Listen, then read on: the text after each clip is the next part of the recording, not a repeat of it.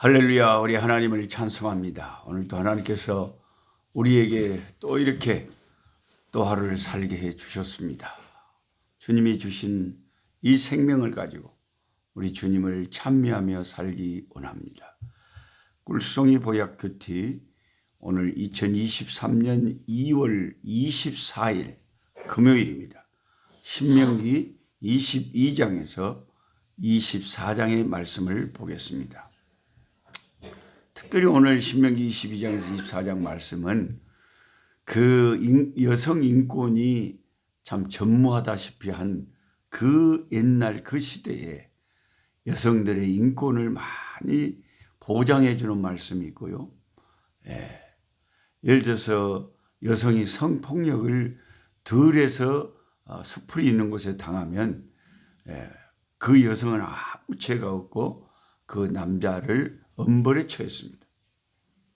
그런데 성읍에서 성폭력을 당하면 여성에게도 책임을 물었습니다. 아마 이 본문을 읽으면서 이거 이상하다. 왜 들판에서 하고 성읍에서 다른가? 그것은 뭐 매년 성경 공부를 하시는 분들은 아시겠지만 성읍에서는 들판에서는 아무리 소리를 질러봤자 도와줄 사람들이 없잖아요.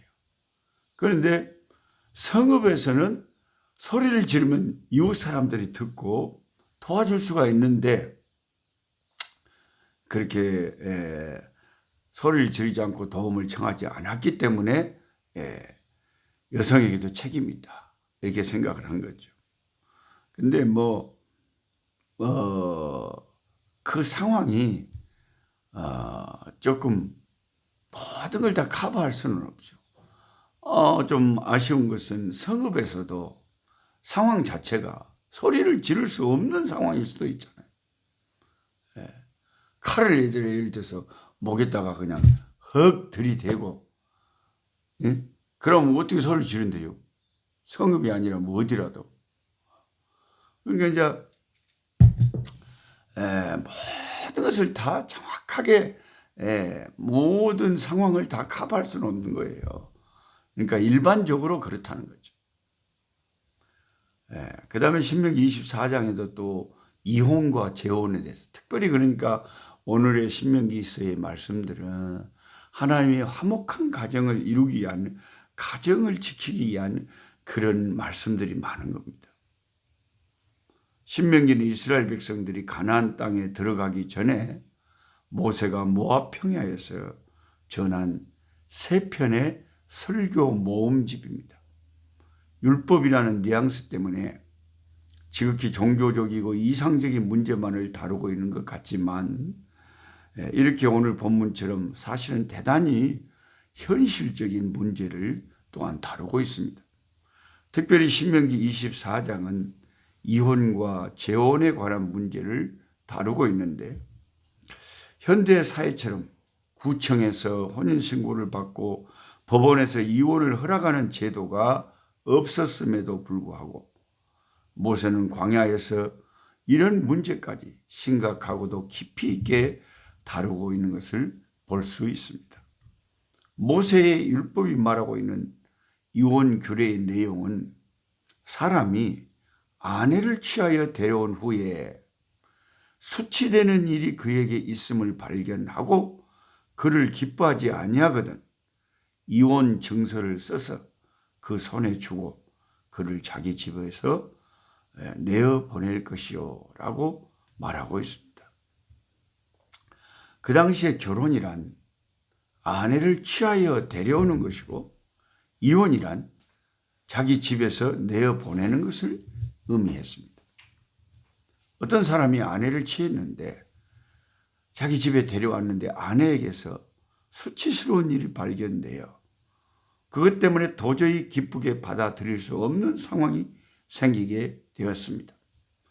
이럴 때 본문의 정의에 따르면 결혼이란 남편과 아내가 서로 기뻐하고 사랑하는 것인데 남편과 아내가 서로 기뻐할 수 없는 처지가 되어버렸다면 남편은 아내에게 이혼 증서를 주고 집에서 내어 보냄으로써 이혼이 성립됐습니다. 그리고 이혼 증서를 받은 여자는 다른 남자와 만나서 재혼할 수 있는 사회적인 권리를 갖게 됩니다. 그런데 이혼 증서를 받은 여자가 재혼을 했는데 재혼한 둘째 남편이 그 여자를 기뻐하지 않아서 참 복잡하죠. 아니, 세상을 살다 보면 인생이 내 마음대로 됩니까? 복잡한 일들이 생길 수도 있죠. 또 다시 이혼을 하게 될 수가 있다. 재혼을 했는데 혹은 재혼한 둘째 남편이 죽는 바람에 이 여자가 다시 혼자가 됐을 경우 모세 율법은 이 여성이 다시 첫 번째 남편에게 돌아가서 결혼하는 것을 금지합니다. 그러면서 그것은 여호와께서 가증하게 보시는 일, 범죄가 죄악이 되는 것이라고 말씀합니다. 성경에 나오는 결혼과 이혼, 재혼에 관한 다른 성경 구절을 일체 고려하지 않고 모세가 말해주는 이 본문의 율법만 고려해서 본다면 이혼이나 재혼은 죄가 아닙니다. 모세 율법은 이혼이나 재혼을 죄로 정하지 않았습니다. 그러나 재혼한 사람이 혼자가 되었다고 다시 전 남편과 결합하는 것은 죄가 된다. 그렇게 분명하게 말합니다. 왜 그런 것이 죄가 될까요? 저는 하나님의 깊은 뜻을 잘 모르죠. 그런데 그만큼 신중하게 그러니까 하라는 거죠. 오늘 이 본문의 의미에 관해서 이스라엘 역사 속에서 그 유대인들이 논쟁이 끊이지 않았는데 바로 남자가 이혼의 사유로 삼을 수 있는 이 신명기서에 써져 있는 수치되는 일이라는 이 표현이 무엇을 구체적으로 말하는가 하는 논쟁이 핵심이었습니다. 이 문제에 관해서 이스라엘은 두 가지 학파의 견해가 달랐습니다. 먼저 보수적인 샴마이 학파는 수치되는 일을 설명할 때 부인에게서 성적인 부정함이 발견된 경우에 국한하였습니다. 예를 들면 아내에게서 처녀인 표적을 발견할 수 없었다든가 결혼 생활 중에 다른 남자들과 바람을 피워서 성적인 부정이 발견됐을 경우에 국한하여 모세가 이혼을 허락한 것이다 라고 해석하는 학파가 보수적인 샴마이 학파죠. 그런데 이 해석은 조금 이제 문제가 있는 게 뭐냐면 남편이 아내에게서 처녀의 표적을 발견하지 못한 경우에 대해서는 신명기 22장 13절에서 21절에서 자세하게 이미 그 내용에 대해서 설명을 하고 있기 때문입니다. 처녀인 아내를 누명 씌워가지고 처녀가 아니라고 내쫓으려고 하는 사람은 그게 이제 누명으로 발견되며 태형과 은 100세겔의 벌금형을 받고 결국 자신의 아내를 데리고 살아야 하는 판결을 받게 됩니다. 그러나 남자의 말처럼 그 일이 참되 그 처녀에게 그 표적이 처녀된 표적이 없다면 그 처녀를 그 아비 집 문에서 끌어내고 그 성읍 사람들이 그를 돌로 쳐 죽일지니 이는 그가 그 아비 집에서 창기의 행동을 하여 이스라엘 중에서 악을 행하였습니다. 너는 이와 같이 하여 너희 중에 악을 제할지니라고 기록되었습니다. 굉장히 엄격한 율법이었습니다. 지금도 그 중동 같은 데는 아주 무서운 이슬람 그런 율법이 적용돼 가지고 막 사람을 범죄했을 때 태형, 때리는 공개로 때리는 그런 벌도 주고요. 정말 돌로 죽이고 공개적으로 처형시키는 그런 법도 많이 지금 남아 있습니다. 모세 율법에 이런 무서운 말씀입니다. 이와 같은 율법의 판결이 있기 때문에 여자에게 있어서 수치되는 일이 성적인 부정에만 국한된다고 보기에는 좀 어렵다는 학설도 있습니다. 그 다음에 또 하나의 견해가 자유주의적인 힐렐 학파, 샴마이 학파하고 힐렐 학파가 이 신명기서에 수치되는 일을 해석하는 게 좀 다릅니다. 힐렐 학파는 이 수치되는 일을 자의적으로 너무 광범위하게 해석을 합니다. 예를 들면 음식이 너무 맛없게 부인이 한다. 요리를 자꾸 태운다. 인상 쓰는 것이 밉다 하는 이유까지도 모두 포함된다고 해석을 한 것입니다.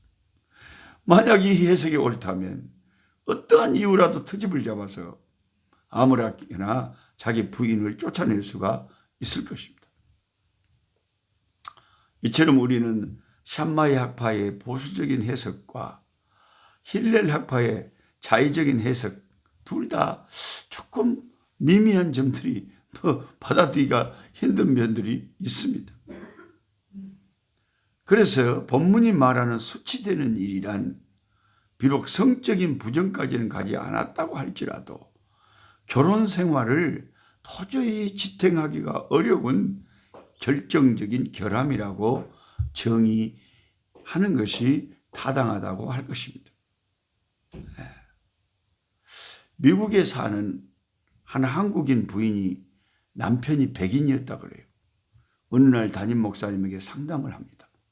자기 남편이 부부싸움을 할 때마다 이 백인이 자기 머리에 총을 들이대기 때문에 도저히 무서워서 못 살겠다고 이혼을 해도 되느냐고 상담을 한 것입니다. 참 어려운 상담입니다. 만약 그런 사람하고 당장 이혼하라고 답해주면 혹시 밤에 그 남편 되는 사람이 목사님을 찾아와 총뿌리를 겨눌지도 모릅니다. 그래서 그냥 살라고 답변한다면 그 남편이 혹시라도 총을 발사해서 그 부인이 죽게 되면 이 여자의 가족들이 목사님께 와서 또 원망을 할 거 아닙니까? 그래서 그 목사님이 그렇게 대답을 해줬다고 합니다.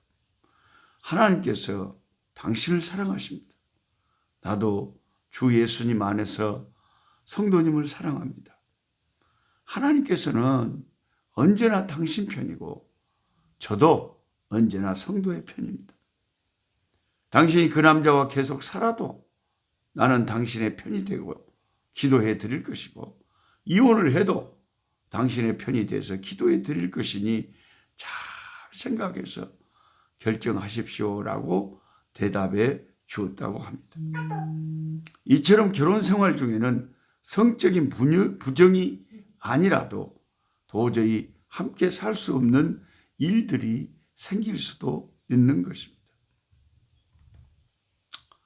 마태복음 19장의 신약에 와서 보면 바리새인들이 예수님을 시험하기 위해서 이런 질문을 합니다. 사람이 아무 이유도 없이 그 아내를 쫓아내는 것이 옳습니까?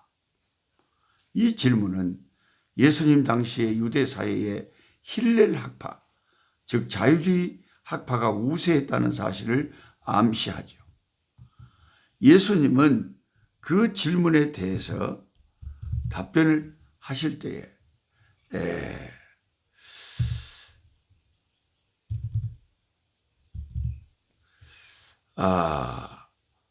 하나님께서 짝지어 주신 것을 사람이 나눌 수 없느니라 하고 분명하게 예수님께서 선포를 하셨습니다. 이 질문, 그 자유주의 학자들의 질문에 대해서 예수님은 확실한 창조 원리로 하나님이 짝지어 준 것을 사람이 나누면 안 된다. 하나님의 이상적인 질서는 이혼이 아니라는 사실을 분명하게 한 거죠. 그런데 바리새인들이 또 물었습니다. 그러면 하나님께서 그런 이상적인 계획을 가지고 계심에도 불구하고 왜 모세에게는 신명기서에 이혼 증서를 써서 아내를 버리는 것을 허락하셨습니까? 이렇게 질문합니다.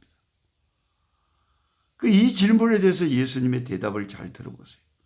모세가 너희 마음의 완악함 때문에 아내 내버림을 허락했지만 본래 하나님의 뜻은 그렇지 않으니라고 대답을 하신 것이죠. 본래 하나님의 이상적인 질서는 이혼하는 게 아니죠. 우리 인간들이 마음이 완악하고 타락되어 있기 때문에 구제하기 위해서 이런 규례를 주신 것이라고 대답한 것입니다. 결론을 말씀드립니다. 신약의 우리 성도들은 도저히 견딜 수 없는 특별한 경우가 아닌 한 이혼을 하면 안 되는 것이 주님의 뜻입니다.